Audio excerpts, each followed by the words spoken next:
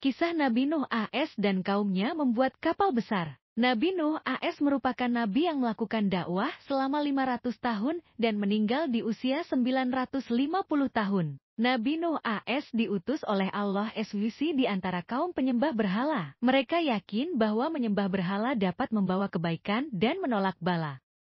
Nabi Nuh AS berdakwah dengan sekuat tenaga kepada kaumnya yang keras kepala. Namun demikian, selama berdakwah ia hanya mendapatkan 70 hingga 80 pengikut saja.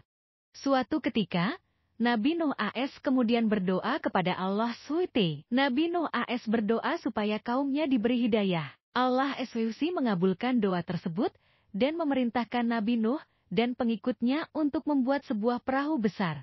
Nabi Nuh AS dan para pengikutnya yang setia akhirnya membuat perahu di atas bukit. Mereka menebang pohon dan menggunakan kayu-kayunya untuk membuat kapal. Kaum Nabi Nuh AS yang keras kepala malah mengolok-olok pekerjaan tersebut.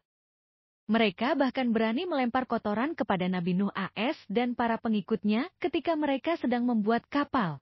Setelah perahu Nabi Nuh AS selesai, beliau kemudian mengajak seluruh kaumnya untuk masuk ke dalam perahu. Nabi Nuh AS juga membawa serta seluruh jenis binatang.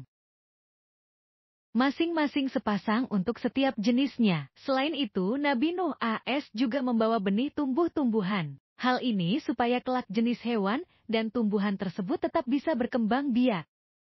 Awan pun mulai mendung disusul dengan suara gemuruh halilintar. Hujan lebat pun turun amat lebatnya dan konon tak kunjung reda sampai 3 hari lamanya, hingga akhirnya terjadilah banjir bandang. Kapal Nabi Nuh AS mulai terangkat karena air mulai membanjiri daratan. Tidak ada tempat yang aman dari banjir saat itu kecuali kapal Nabi Nuh AS.